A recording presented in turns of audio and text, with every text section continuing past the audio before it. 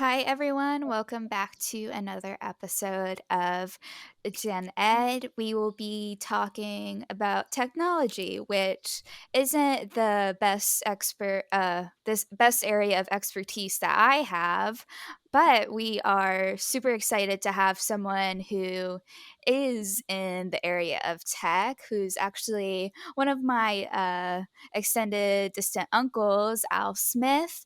And to be honest, I don't really know what he does. All I know is if I have any problems with my new laptop, I just call him and he answers. So, um, would you like to introduce yourself, Al? Absolutely. Hey, Alana, thanks for having me on, and it's quite an honor. So, I'm Al Smith. I'm a chief technology officer for a software company called iCIMS, and we make recruiting software. We make software that helps companies, find their employees, their winning workforce, as we call it, and it's give people the ability to apply for jobs at companies and work. But my background is I've been a technologist on and off.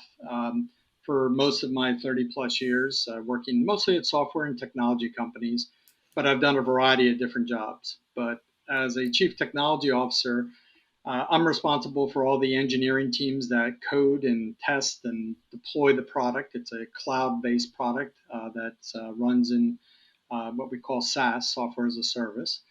And I also am pretty influential on making technology choices of what technology we should use as we build the products. So that's what I do for a living. And mostly I'm just annoying to people who work with me. So you're in charge of wrangling the code monkeys. Well, I don't know if I'd call them code monkeys. We've got some pretty darn smart people working for us. What I try to do when I'm doing a good job at what I do is I try to describe the project we're working on, what good would look like, what bad would look like, and what constraints we have to live under, and give a sense of, if you play the movie forward, if we're at the end of this project, where do we want to be, and how does that add value to our customers, to our company, to our software? And so, a lot of times, my job is to be a storyteller, honestly, to kind of convey, in a strong way, a good understanding of the value that we want to deliver. So I work with a I lot see. of Okay, so smart people. basically in charge of vision in this case. Part of vision, part of technology selection, and working with really smart people. And when I'm doing a good job, I'm also removing things that get in their way. When you Mm, work in a software company, or any company for that matter, as you grow and get bigger, there's always kind of administrative or other things that get in the way of doing your daily job.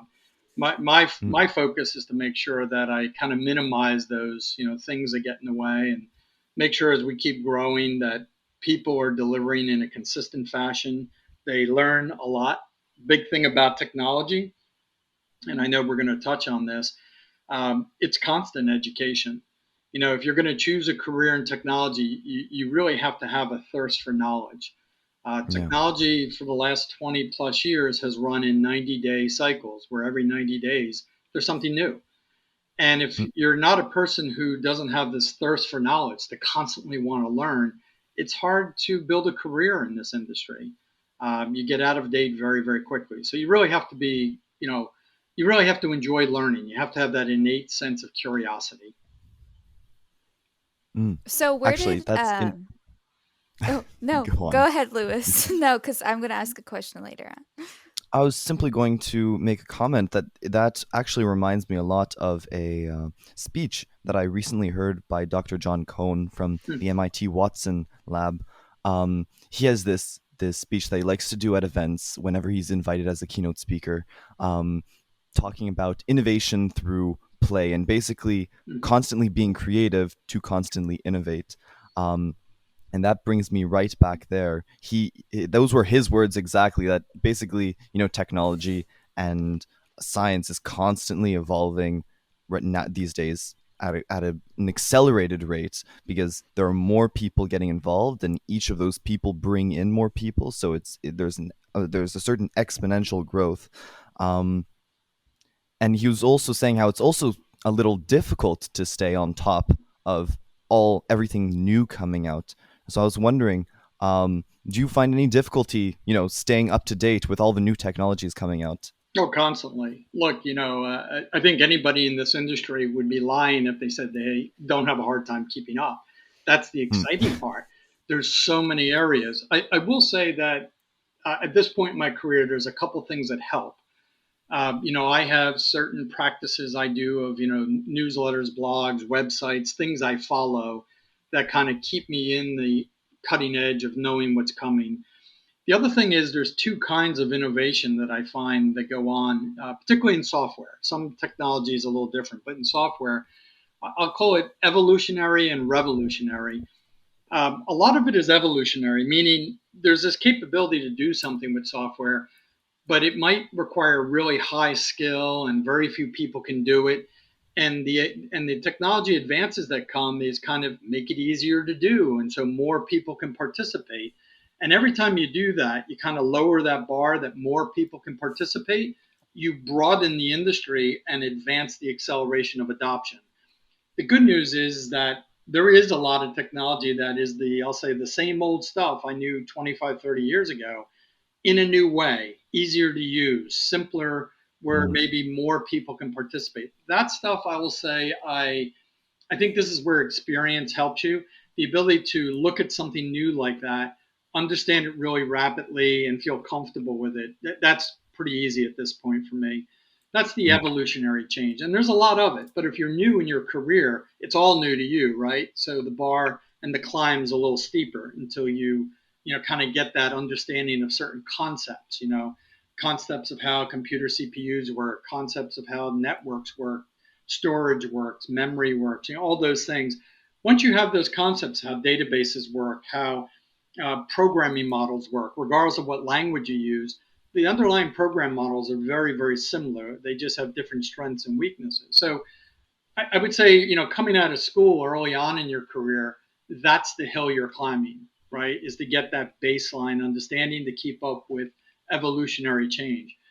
Revolutionary change, where you just break with the past and introduce a completely new design concept. Now, that's a lot harder because the Mm. things that you think you know may actually work against your understanding of the new. You tend to have humans, I think, tend to have a comfort level with relating to things they're familiar with and tend to have an uncomfort level relating to things they're uncomfortable with. And I think you'll find is people who strive for learning what they don't know, things that intimidate them, those are the people that break the boundaries.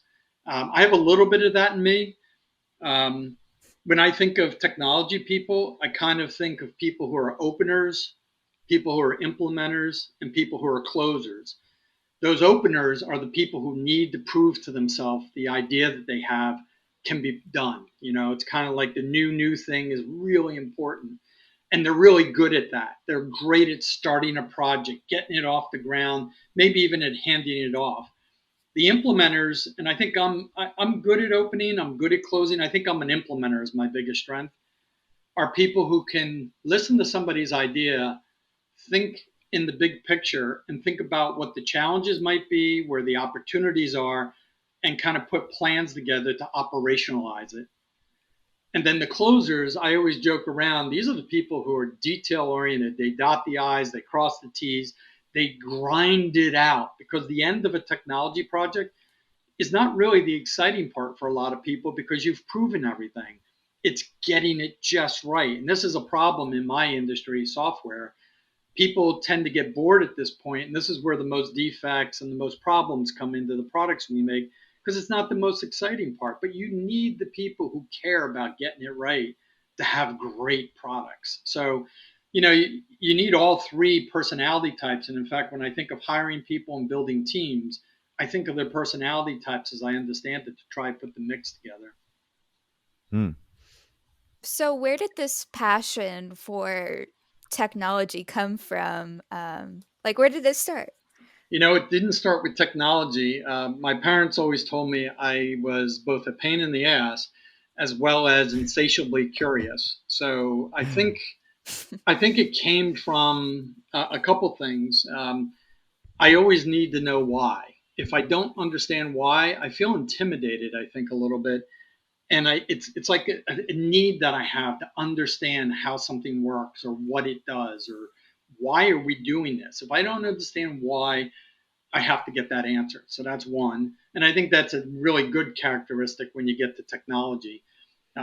The other thing is, I was really blessed. I was really good with my hands. I disassembled things, reassembled things, much to my parents' chagrin.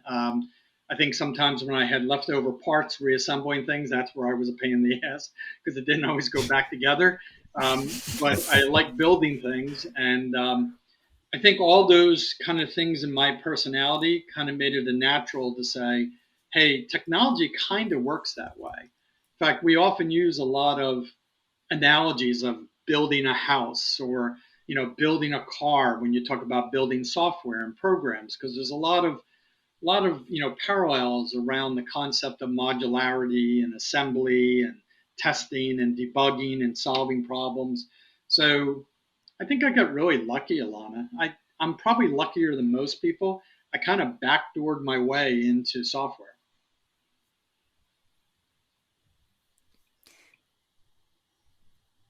Okay. My very limited software experience has not been that curious. When I open my laptop, it's more like I gotta get this work done, not how does it work. And when the thing, like when my computer crashes, I'm like, oh my God, let me just like restart it. That's all I know how to do. And that's all I care to know when it comes to technology. But we were learning in this research program, MATLAB, um, which isn't even like a really big coding. I don't know why we decided to do this, but I like gave up after the first week because it was like very basic, like how to calculate 5 plus 5 on this like softwaring thing. And Mm. my brain just does not work like an engineer connecting everything. And but I know for Lewis, like, could you tell more about your experience with? With programming, well, Don't you do a nonprofit I about do coding? work on a Yeah. nonprofit that promotes code learn, basically that promotes tech education and tech awareness in Canada and North America. But the way I got into technology specifically was actually in elementary school. There we had a robotics team. One of the the simple first robotics teams with the Legos and all of that. Um, the programming, you just use blocks and of pre-programmed reactions and movements, and you just link them together using if or situations. But yeah, that got me interested into technology. However, when I got to high school, that no longer existed. There was no robotics team, and there weren't any resources allocated for that. And they didn't want to allocate any resources for that. And so I just kind of let go of it. And I thought that was a shame. So then, when one of my former classmates approached me with this idea about this nonprofit to, support kids that want to learn to code on their own and that don't have the resources at school to do so, I was like, yeah, sure, I'll get on board. And that's what we've been doing for the past 2 years. We organize events. I don't want to turn this into a shameless plug, but we organize events. That teach kids to code, multiple workshops every month on one coding language or concept, or how to use APIs, for example, or databases for beginners, things like that. I actually only started coding after joining the team for the nonprofit, and I was the only one who didn't know how to code on the team. So I forced myself to learn Java, um, which I was told is one of the most difficult programming languages to learn, because it's pretty high level, as if for a beginner at least. Yeah. I mean, obviously there are more complicated ones, but since there wasn't really anyone else on the team who knew Java very well. They're like, okay, well, your job will be to learn Java. Yeah. So I stuck with that. Well, you're hitting on a lot of really important things. I think, given how much we depend on technology and where the world is accelerating, it's all driven by software. And Mm, it's a shame that our education system isn't there right now. I'll tell you, I work with some amazing people. And one of the things you went through and experienced, I think, is what's so critical is early in your life, just understanding the concepts where it's not intimidating, but it's a game and it's fun and you're just learning opens the door to say, hey, this is something I might be interested in. So there's two exactly. organizations that a lot of my coworkers and I really support deeply. One is called An Hour of Code, and this Mm, is where we go into elementary schools that don't have any program and try to just bring an hour of having these kids imagine what it would be like assembling and playing with software. Because if you've never experienced that in your life, by the time you get high school or college, it's kind of late for you to not be intimidated, right? So if you get exposed to something early, that makes a difference. So great program. It's a national program called Hour of Code. The other one, Alana, I think a lot of girls get pushed out of programming because of the math constructs and the social pressure for a lot of, like, if I even look at my daughter, she was an AP math person all through school until she got to like junior year in high school. And then, like, it's socially not cool for girls to be amazing in math. And so there's this really social pressure. It's horrible. But we do this thing called Girls Who Code. And so mm, we get together with local public libraries and actually explicitly spend time with girls in a non social pressure way to give them just a chance to experiment and learn. Because, look, to your point, is if you have a little time to experiment and learn, it can be a lot of fun, that kind of thing. I will say that people who think in math terms, are comfortable with it. A lot of software programming in the past was really coming out of the math world. In fact, a lot of when I went to college and took computer software, I did as a side thing. I didn't go to school for computer software. I went for architecture, and then I switched to business and business management. I think the way they taught programming was you had to use calculus. And so if you weren't comfortable with calculus and physics, you weren't going to learn programming. Well, that's kind of stupid because 90% of all the programming in the world has nothing to do with calculus and physics, yeah. right? And to your point about Java, Java is a little hard for beginners to learn because it's not a natural language in the words that you use. So a lot of people learn with programming languages like JavaScript. Sounds like the same Mm, thing, but much simpler. The vocabulary you use is more like what you would speak. A lot of people use programming languages like Ruby and others out there that are just very easy concepts that kind of sound like the way we're talking to each other right now. yeah. But to your point, once you learn if then else, well, guess what? That concept is identical in every programming language in the world, or only when, or do while. These concepts, Yeah. regardless of the programming language, are, the way you tell a machine to do something for you. So, Yeah, yeah. Actually, Python is the really hot yeah, programming language right now, at least among um, my younger community. Um, we use like everyone uses Python for absolutely everything, and there are tons of yeah, tools to use Python for even like web development, and it's really popular in AI right now. Um, yeah, and that programming language actually is really simplified. yeah. Um, and that's why it's really popular because it's really easy to learn right off the bat. Um, Yeah, you Other got a programming couple things. languages could, Yeah, I was going to say you have a yeah, couple of things that are really good to know about. One of the reasons it's hot is because artificial intelligence is hot, and Python is a great language for managing data. And basically, yeah, you need to think of data as the food for artificial intelligence. Without data, algorithms mean nothing. You train algorithms with data. Python is simplified. It is more scripting and kind of English-like in its context. Not too hard to learn, and therefore people are using it extensively. I will say we're having this conversation today, in July of 2021.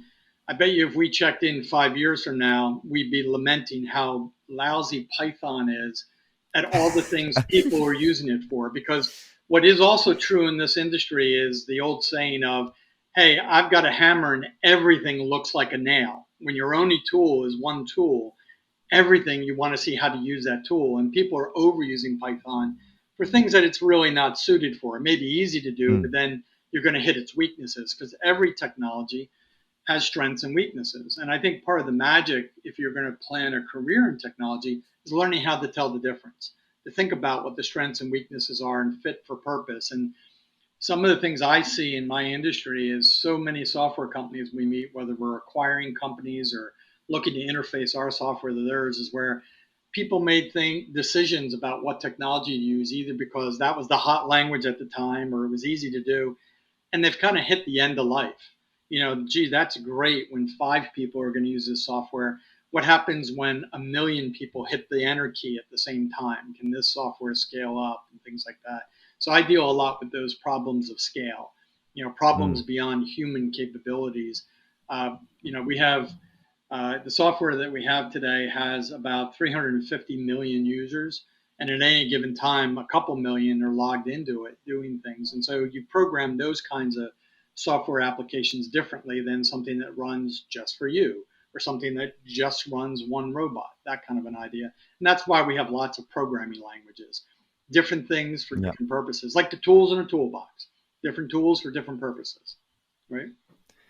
Speaking of programming languages, actually, what was your first programming language? I'm an oldie. I was started with Basic, and then I went into Mm. Fortran. And Basic was a hobby. It was emerging. Look, I'm old enough. You know, at the time the PCs broke on the market, and when Apple first invented the Apple computer, that's around the time I started getting interested in computers. Mm. I actually didn't take computer programming classes until I went back to college after starting a job. um, like I said, I backdoor my way into a job computer programming because of my curiosity. I had a job as an inventory control manager in a customer service company that maintained the airline network systems. When you go to an airport, there's the flights and Yeah. the online reservations. I worked for a company that ultimately GE bought, and the technicians that had to fix those systems, they had a horrible problem with the inventory control.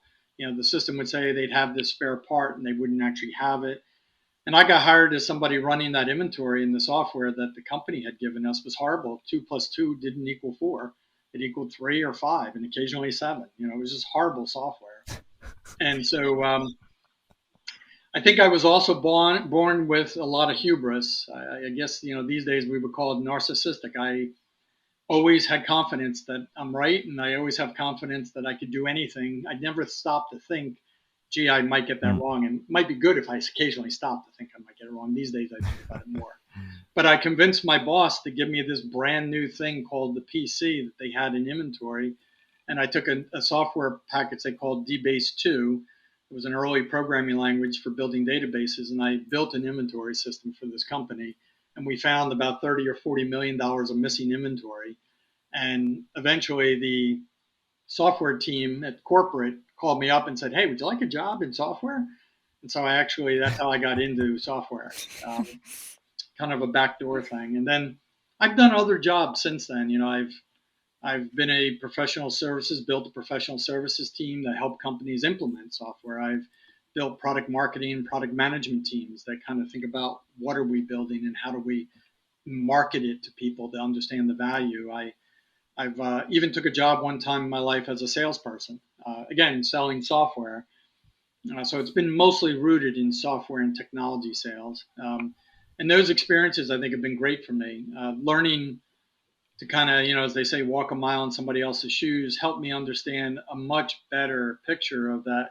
When I'm responsible for driving and delivering and building software, I have to have different thoughts in my head rather than just the technology. And I've also had executive jobs, president and chief operating officer of companies. So understanding the whole life cycle have been really helpful for me. So, but I keep coming back to technology. I love technology. Mm.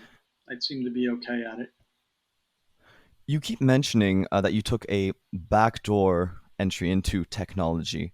And so I'm wondering, do you consider that today it's required to have a degree specifically in a tech related field, like a software engineering degree or a computer science degree, to be involved in the tech industry? I think it's more required today than when I was growing up because there really wasn't that kind of widespread startup. But that said, I'll give you a couple points. The transition of revolutionary changes in the software industry in the last 5 years have been profound, and that impact is the cloud. So Mm, Amazon Web Services, Microsoft Azure, Google Cloud, IBM's cloud. These technologies are the same but very different. And mm, the people who are accelerating in the skills there are people coming from a gaming background or something else. And there are a lot of changes going on in our industry where if I go back 10 or 15 years ago, the answer would have been yes. Look, go get your comp sci degree, or get a minor in comp sci and, then apply at a software company. But every company is a software company anymore. I just happen to work for one that sells the software. But look, if you work at a bank, it's a software company. You do online banking, it's software. If you work at a retail company, online selling and shopping, it's software. Every company has been digitized and therefore they need technology skills. One really good indication of the change, I worked for a number of years at IBM because IBM acquired a company I was working for. Back in those days, IBM required you to have a 4-year degree to get a job at IBM. About 3 or 4 years ago, the CEO announced that for cloud skills, they no longer required a 4-year degree. And I think that's one of those milestones in the industry that says, look, we're at the forefront of another change. And therefore, what was true 5 or 10 years ago, yes, go get your degree. And by the way, it's not a bad idea. If you're really interested in computer science, go get a degree in comp sci, sure. By the way, you get a great starting salary. There's huge demand for your skills, but the demand so far outstrips the skills that even on a global basis, there just aren't enough people with digital skills. So whether you mm. have the degree or not, if you've got interest and capability, you probably have a good way to get into that industry, even in a related way. So How much? yeah. Ooh, No, go yes. ahead. Go ahead. I was just going to ask, how much do you think connections and networking, how much power do you think that has in the tech industry currently? Not just tech. I think every industry, Well, networking and relationships is important. I think there's a lot of goodness that comes out of that because you build relationships when you want to work with people. Look, you want to work with people that you feel like are going to work as hard as you work, that share your values, that have a common focus on a goal. That's what companies are trying to do when they hire. And I think networking is one way of maybe perhaps finding people that share those things. The downside of networking in our industry is that we create a lot of inequity. It's not diverse enough, it's not inclusive enough. And part of that is because there's kind of this history of what schools you go to, who that's how you get the job, as opposed to your skills and your potential. And so I think it's really important that I'm really excited. I think the industry, with all the COVID challenges the pandemic brought, with the emergence of what Black Lives Matters has brought from a voice, people just thinking a little more deeply about equity in the workplace. And oh, by the way, not for nothing, the shortage of skills that can do the right job. I think we're at a really wonderful time for opportunities to not have to just network to get a job, but actually present your skills and your potential. mm, Now, that all said, look, it's always great to build your network. We're humans. Humans are tribal people. Tribes like to work together. That's kind of where we are as a society and as an animal species, if you will. So it's be weird to say you don't network. You do want to network, mm. but I don't know it's as used to be the only way you got a job at certain companies. I think that's changing and for the good, from my point of view. Actually, Yeah. there are. Go ahead. Oh, well, even with a Wave, we're all about promoting education, equality, and equity. And we have a tech team that, if you go to our website, Wave Learning Festival, the whole website is like programmed and coded, and it's like I don't even know how to tell you. It's like they built it themselves, Mm, and it's really interesting. And I think how we communicate to, like, on a program called Slack. And so there's a bunch of tech requests, and that channel is like the most busiest because they come up with different problems like, hey, can you change the font on this, or hey, can you update this? And they do a lot. I am really impressed and like by how much they do. And I think um, with any Yeah, you know, industry, like tech is such a valuable asset. yeah, it's increasing because it touches every industry. You'll hear people in the industry talk about the digitization of every industry. So you may be, a company that manufactures something. Well, guess what? It used to be you manufactured, you work with a distributor to sell to retailers or to other businesses. Selling to retailers is kind of B2C business, selling to other business, B2B, business to business. These days, if you don't have a website, if you don't take ordering online, if you don't provide updates with technology, it's hard to stay in business in a global economy. You mentioned Slack. Slack is, one of the most popular tools for, developers and technical people. It takes texting to a way that organizes it to channels. So of interest, you join a channel, you get notified, and you get, ad hoc, engagement on a one-to-many basis. And that's the magic of a tool like Slack. You get that one to many kind of conversation going, and it makes it easier to do things whether you're co-located or all around the world. It doesn't matter. It works well. You mentioned how right now, as a business, you have to have a website to just be noticed on the business scene internationally and even locally.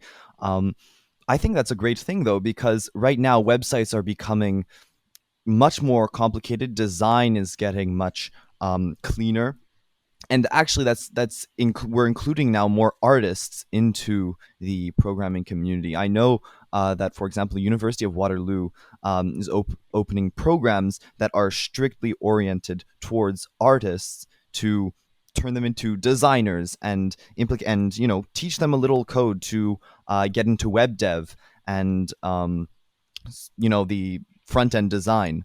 um,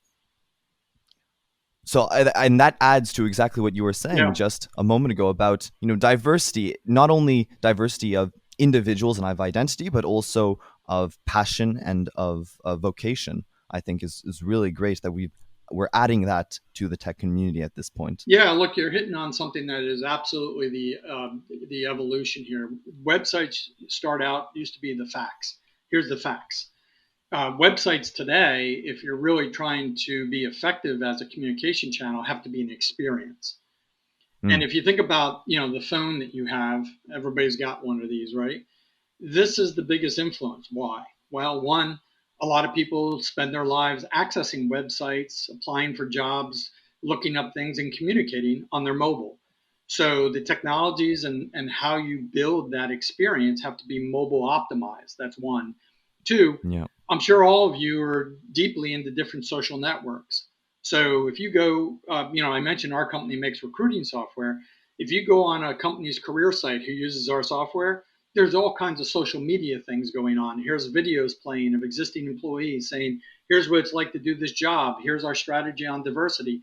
So when you look at the websites that are created by our software, even, it's really about an experience and a journey that you want to provide somebody. In our case, it's a journey of, hey, I'm a candidate or an employee thinking about my next job. How do I get to the right information? And to your point, UX, user experience skills and design Mm, skills and art skills, they've always been required, but they've never been, I'll say, as in demand and valued as they are now, which is really exciting. The last thing I'll mention, so you got mobile, you got social. There's another thing on this phone that changes everything. You have more artificial intelligence running on this phone than most supercomputers had 10 years ago. And yeah. so if you look at, if you were going to go start a software company today and you went to investors and said, I got this great idea for software, and they said to you, hey, tell us about your artificial intelligence strategy with that software. And you said, well, I'm not planning on using artificial intelligence. They tell you, sorry, we're not investing in you. So this is a change. Talk about acceleration. 15 years ago, if you were starting a software company and you told them you weren't thinking about making it hosted in the cloud or SaaS, they would have told you we're not going to invest in you. That's when software really switched from being software we shipped to companies and people to software that runs on the cloud, right? That was a big change. Artificial intelligence, that change has happened in like 5 years.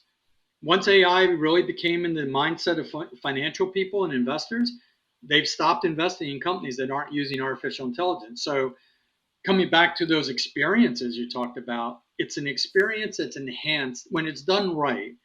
It's enhanced by artificial intelligence. Like when you're on Google Maps and you're looking for an address and it types ahead for you and it gives you a list. These are all things that make it easier to use that we just take for granted. Well, there's a ton of AI running in the background behind to do that. So I think what you're going to see is the intersection of mobile, social, AI, and then to a degree that what sits under all that is data and the power of Mm. data. Those are the things that are influencing the tech industry right now, and really our lives in a lot of ways. It's crazy how involved like tech is, like the predictability like of the text messages, like if you swipe and it's like hello and it can put together a complete sentence or guess what you're gonna say, like that creeps me out, so I have to like turn it off. Or like, or I forgot what documentary I watched on Netflix about like social media notifications. Like I went and turned off all my notifications because I don't want a phone or laptop controlling Yeah, like my habits and what I do. And I think there is that the negativity, the addictiveness that comes with technology today. So how would we um combat, like, the user friendliness and yeah. everything of tech, but also with, so not everyone's addicted to their phone and not talking to people like face to Yeah, face. look, you did some really smart things there. I think we all need to think of the influence of tech as an unruly child or an unruly teenager who's trying to just disrupt things. And there's some great things, great potential, really good smarts, but then a lot of really bad behavior. And Mm. Lewis, you mentioned user design. Look, the people building social networking and social notifications have lots of UX designers thinking about how your brain works, fundamentally behavior analysis, and then make things happen in the software to hook you in an addictive way because everybody's brain has these things. So I think holding it at arm's length, there is no silver bullet in the world. Holding it at arm's length, making sure you're making decisions, it's not making it for you. Choose when you ask it to help you. Be aware that if you're not paying for it, you are the product. They're using your data, they're using your movement, they're using your choices, they're moving your non choices to sell. And they sell that data, which is why I mentioned data. And you have to be Mm. aware of that so that if you don't want to be tracked, there's a movement right now with very little government help on regulation. The level of misinformation that's out there has never been higher. Misinformation's been around before the printing press, not like it's a new thing, but the Yeah. speed and accuracy at which misinformation can travel in its ability to have an impact has never been seen before. And we're literally living through this period of time where this kind of technology is changing the world. Now, for the good, technology information can also really speed the world, but it's a challenging time. And I think, Alana, I think you hit on a couple of things that resonate with me. One is turning things off.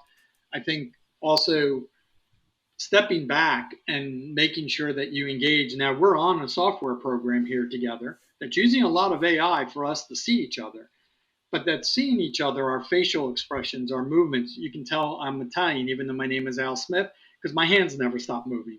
I grew up in a family named Virgilio, and we spoke with our hands constantly.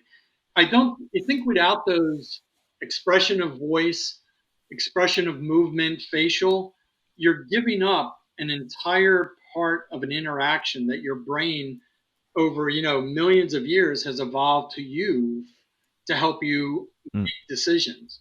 And when we're just texting each other, we often give up all of that. So there's times where you just need the facts, great, but when you need more, reach out to people directly. Or if distance is in the way, doing something like this.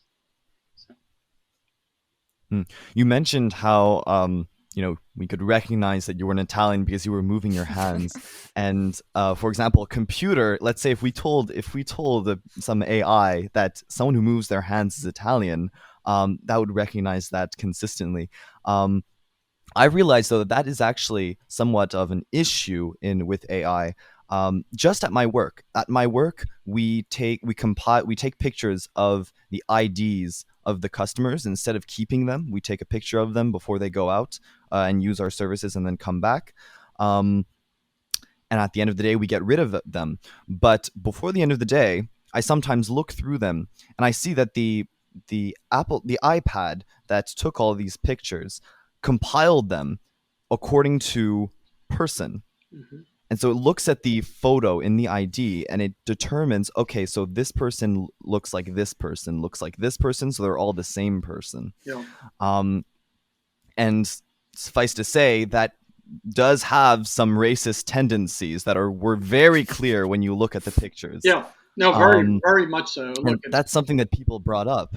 yeah, look, that's a form of artificial intelligence called facial recognition, and there's a lot of things wrong with it today. When you look on your phone or on your camera, when it does Face ID to recognize a face for focus, that's really helpful. But when you're trying to say this is actually Lewis, the problems are many. One, how good was the picture and the lens that was taking the picture? Two, how many data points did it sample to build the unique Mm, composite that is your face? Because clearly everybody's face is different. And then, without a doubt, you'll find that overwhelmingly the people doing programming, there's a human bias built into everything we do in software. That is, we tend to understand what we know. And the lack of diversity in computer programming means we tend to have an overly male, overly white kind of community who make mm, decisions because computer software is a lot of decision making. The specifications and requirements you get are just basically a narrative. There are thousands of decisions that you're going to make when you write the software that are not in the requirements. And humans have this natural tendency to have a bias and comfort with what they know and kind of avoid things they don't. And so now you see it manifest in exactly what you're talking about. And there's been um, a lot of headway in my industry. You're hiring people, and if there's bias, unintentional, to say, hey, the best person that's a fit for this job is the person that's already in the job. Well, if it's a white male, then it's going to look for white male. So that's been stuff that's really made a lot of news for all the right reasons because we that's unacceptable. I know mm, we spend lots and lots and lots of time of depersonalizing the information that we train our AI with. And then there are a number of emerging industry consortiums around. Microsoft is sponsoring one called Fair Learn. There's a bunch of them that are based, particularly in Europe, where this is a hotter topic, where it's the explainability and the measurability of bias. Bias never goes away in software because it's written by humans today. But if you can measure how much bias is present, then you can make decisions about how to counterbalance that presence of bias. Also, in our software that I'm in charge of, and this is, you were asking what I do for a living, when we decided to start using AI, I laid out a code of ethics that if we use AI, this is the code of ethics we're going to follow. One of them is no black box. It's not going to be like, Bing, here's your answer. We said that it has to be human led, reversible, explainable, right? It has to have visible and measurable bias. Those are really hard to do, and they're extra work. And a lot of companies took the shortcut of not doing that extra work. So, for example, my company was a little later coming to market with this technology, but now that we're here, we feel like we've got the best and we're trying to stay at the forefront of how this technology advances for all the reasons you just said. Because imagine the horror of letting a computer make a decision that's wrong, just like a person making the decisions wrong, that has a really bad outcome. And we have to work as hard as possible to prevent that from happening. You mentioned a code of ethics. I was wondering, what is your opinion on legislation around AI, for example? Do you think that AI legislation should be controlled by governments or by individual companies or by a consortium of companies? Yes, yes, and What's yes. your opinion? Yes, yes, and yes. Because Yeah. all three are necessary. Look, governments, one thing governments can do well is put the broad guardrails in place. And businesses tend to make decisions that are in the best interest of the business. which means there's a range of decisions they won't make because it's not in the best interest of the business. Governments can, in theory, make the best interest for their population of their country or whatever their region is. So I think governments have a role to set the broad guardrails. Businesses should have ethical responsibility to the communities that they do business in, the communities they serve, and the population of their employees. I think great businesses try to do that. I think in the past, in our history, more businesses did that. I think it's coming back. For a while, I think the pendulum swung all the way to the side to just optimize shareholder value and forget about giving back to society. I think it's coming back. I know our company cares deeply about that and everybody who works there. And then consortiums of companies is helpful in the sense that, it's like bringing together a group of people. Everybody has a different perspective of a different voice, particularly if they're global consortiums. So you're getting the range of different countries, different industries, different types of businesses. They're helpful. I'm not sure those three layers are enough, but they're helpful. And I think all three are really needed. So, Mm. So, as this episode is coming to an end, for someone who is not interested in tech or is interested in tech and they don't know where to start, what advice would you give them? yeah. So let's take both cases. Let's say you're not that interested in tech. I'm going to tell you, know enough about tech to know how it affects the things you are interested in. Let me give you an overly simple example. We mentioned artists before. And artists, used to be you broke out your charcoal, your pencils, your paints, and that was art.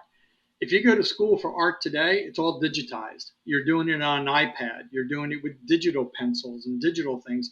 So technology is in everything. And guess what? It's not going away. So to the extent that you have a focus that is not around the programming languages and the bits and bytes and understanding how the computers work, that's okay. Just understand how it affects the things you are interested in and be good at that to the extent that you like the what's under the covers, how it works. Look, we talked about this at the beginning. Getting a degree in computer science is helpful. Behavioral sciences, software, software is people at the end of the day, and the software industry is built by people for people, right? So the more you understand of how the brain works, chances are the more you can understand what the technology of software is trying to do, because in many, many ways, you'll find that even the vocabulary of software is mimicking the vocabulary of the human brain in many ways. And so I think that's another degree that I always tell people. Another great degree is psychology. How do people interact? How does the brain work? How do decisions get made? So the best software has some insight into those things for the solution you're trying to deliver. Um, and just be really excited about learning. Keep your mind open, have a thirst for knowledge. It is constantly changing, and sometimes goes through huge acceleration spurts. I think, I've been in the industry now, related software tech industry for over 30, probably at this point 35 years. I think in my lifetime, I've seen 8 or 9 major technology waves. So if you do the math, that's about every 4 years, 3 to 4 years, you're seeing some spike in a technology revolutionary change that you really have to go learn about. It's not just a new understanding of something you already understand. So if you care about it, you have to like learning to be good at it, I would say. Is that helpful? Very much so. Yes, very. I'll give you one more piece of advice, since you're going to probably share this with people thinking about school and coming out of school. I always get asked by people I hire, particularly people coming out of school, how do I work on my career? What career advice can you give me? And it has nothing to do with technology. It's really very simple. Be the person everybody wants on their team. Be the Mhm. person who helps each other out. Think about, you do work, somebody takes your work and has to do their work. How much do you understand what they need to be great at their job? And are you giving them the things they need so that they can be great?